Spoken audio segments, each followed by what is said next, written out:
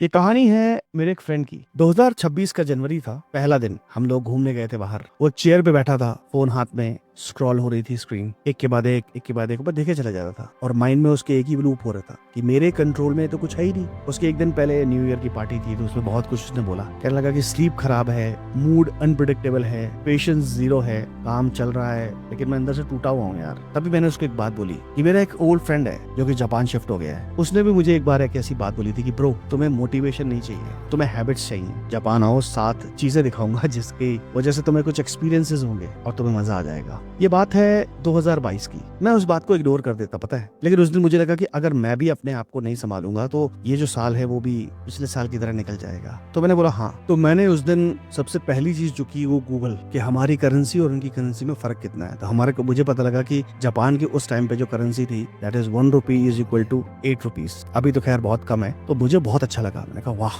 ठीक है। तो मैंने जापान की टिकट करवाई, एक महीने बात की और मैं चल पड़ा। लेकिन जापान लैंड करते ही पहली चीज जो नोटिस हुई मुझे वो थी साइलेंस और फिर पोलाइटनेस। इमिग्रेशन ऑफिसर ने आई कांटेक्ट किया, स्माइल की, बहुत ही शांत तरीके से इंस्ट्रक्शंस दी मुझे। नो इम्पेशंस, कोई ईगो नहीं कि मैं इस पोस्ट पे बैठा हूँ, मैं यहाँ हूँ, मैं वहाँ हूँ, तुम यहाँ क्या करने आए हो, क्या नहीं करने आए हो। उस तरह के फालतू सवाल मुझसे पूछे नहीं गए जो मुझे बाकी कंट्रीज में पूछे जाते थे। बाकी कंट्रीज में जब मैं जाता था तो मुझे ऐसा लगता था कि अभी मुझे ये डिपोर्ट कर देंगे, पता नहीं कुछ ना कुछ निकल आएगा मेरे अंदर। वहाँ पे ऐसा कुछ महसूस नहीं हुआ। फिर कैब ड्राइवर मेरे पास आया, मैंने इंडिया वाला रिफ्लेक्स लेके गया था, जल्दी चलो भाई जल्दी चलो। और वो ड्राइवर स्टेडीली, रिस्पेक्टफुली, जैसे उसके लिए मैं एक कस्टमर नहीं, मैं एक इंसान था। तब मेरे फ्रेंड ने बोला यहाँ एक कॉन्सेप्ट है, ओसीवा, respect plus gratitude plus politeness. फिर उसने एक और लाइन बोली जो मेरे दिमाग में पिन की तरह चुभी। तुम जिस तरह लोगों को ट्रीट करते हो, तुम्हारा नर्वस सिस्टम वैसे ही रिस्पॉन्ड करता है। रफनेस तुम्हें रफ बनाती है और काइंडनेस तुम्हें काम बनाती है। और सेम दिन डिनर टेबल पे सब लोग बात कर रहे थे, फोन साइड में था, अटेंशन प्योर प्रेजेंट, किसी का फोन हाथ में नहीं है। मेरे फ्रेंड ने बोला कि इसको बोलते हैं इचिगो इची, ये मोमेंट दोबारा नहीं आएगा। और उस दिन मुझे रियलाइज हुआ मैं इंडिया में कितनी बार प्रेजेंट होकर भी एब्सेंट रहता हूँ। फिर नेक्स्ट मॉर्निंग हम सबवे में थे, ट्रेन बिल्कुल भरी हुई थी, ठसाठस। किसी ने मुझे एक्सीडेंटली पुश किया और मेरा इंडियन टेम्परामेंट बिल्कुल रेडी हो गया। अगर ध्यान से, बट वो पर्सन इमीडिएटली बो किया उसने मेरे सामने और sir sorry and no drama. मैंने देखा लोग इनकन्वीनियंस को टॉलरेट कर रहे थे without any rage, no shouting, no aggression. मेरे दोस्त ने फिर बोला इसको कहते हैं gaman, emotional resilience, calm and endurance. Life तुम्हें हमेशा प्रोवोक करेगी बट तुम्हारा रिस्पॉन्स तुम्हारा पावर है और ये तुम डिसाइड करोगे कि कब तुम्हें उसको यूज करना है और कैसे यूज करना है। उस दिन मुझे समझ आया कि मैं स्ट्रेस को सिचुएशन की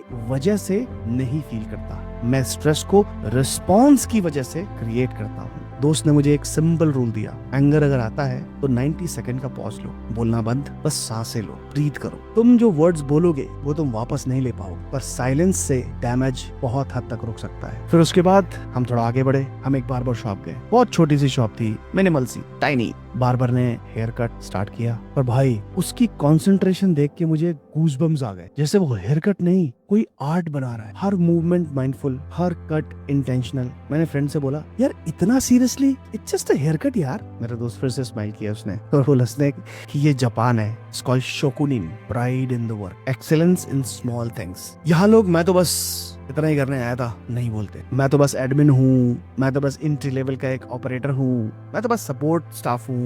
शोकुमिन बोलता है कि काम छोटा नहीं होता, अप्रोच छोटी होती है। और यहीं पे फ्रेंड ने मुझे स्टीव जॉब्स वाली एक स्टोरी सुनाई। फॉन्ट्स का यूजलेस कोर्स इयर्स लेटर मैकिन्टॉश का सिग्नेचर बन गया। उसने बोला कि आज तुम जो कर रहे हो मे बी तुम्हें पॉइंटलेस लग रहा है, पर फ्यूचर में वही डॉट कनेक्ट हो सकता है। फिर उस रात हम होटल में वापस आए और मैं बैठा हुआ था और मैंने अपने आप से बोला ओके सो ये सब बहुत इंस्पायरिंग है बट मैं प्रैक्टिकली क्या चेंज करूं अपने अंदर। फिर मेरे दोस्त ने मुझे एक नोटबुक खोली और बोला जापान का बाइकबोन काइजन, एवरी डे 1% बेटर। मैं बोला 1% से क्या होगा यार। उसने बोला कि 1% daily seems very small but it's unstoppable. एक साल बाद तुम 365% बदल चुके हो। फिर उसने मुझे 3 माइक्रो रूल्स दिए। नंबर 1, रोज 5 पेजेस पढ़ो, रोज 10 मिनट वॉक करो, अपनी बैड हैबिट को 10% रिड्यूस करो। अगर तुम सिगरेट पीते हो दिन की 5 तो 1 कम कर दो। अगर तुम 3 बार बाहर खाना खाते हो तो 1 बार घर का खाना खाओ। अगर तुम्हें गुस्सा आता है तो कोशिश करो 1 बार गुस्सा ना करो। उसने बोला कि ओवरनाइट कोई सेंट नहीं बनेगा, ना तुम बन जाओगे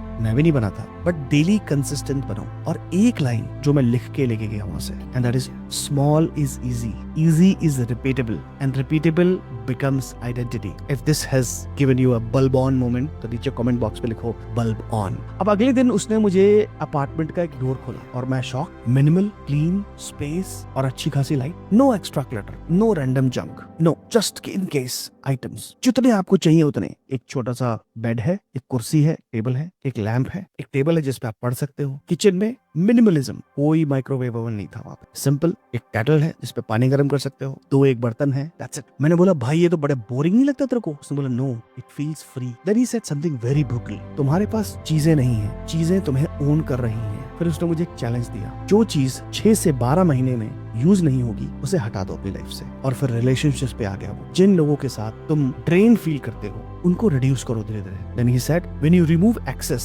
your mind will become lighter. उस दिन मुझे रियलाइज हुआ कि मेरा स्ट्रेस कभी कभी लाइफ से नहीं, मेरे आसपास के क्लटर से आता है। लास्ट डे हम एक पार्क में वॉक कर रहे थे and he asked me one question, तुम सुबह उठ के किस चीज के लिए एक्साइटेड होते हो? और मैं चुप हो गया। फिर उसने बोला कि ikigai is not a quote, it's a direction. मैंने कहा कैसे? उसने 3 सर्कल्स बनाए, what are you good at, what do you love and what will world pay for. फिर वो मुझे बोला कि पर्पस इमोशनल भी होता है, प्रैक्टिकल भी। Passion alone doesn't pay bills, bills alone doesn't give meaning, ikigai is actually a balance। फिर वो मुझसे बोला कि आज तुम आंसर नहीं दोगे बट तुम स्टार्ट कर दोगे। और शायद वही रियल शिफ्ट होता है कि आंसर मिलना नहीं, सर्च स्टार्ट होना जरूरी होता है। फिर कुछ दिन की ट्रिप के बाद मैं इंडिया वापस आ गया। मुझे same traffic, same noise, same pressure, वही दिखने लगा जो पहले मैं छोड़ के गया था। बट मेरे अंदर एक बदल चुका था, कुछ तो बदला था। मैं अब भी स्ट्रेस होता हूँ बट मैं अब स्ट्रेस में बिहेव नहीं करता। मैं अब भी बिजी होता हूँ बट मैं अब प्रेजेंट होना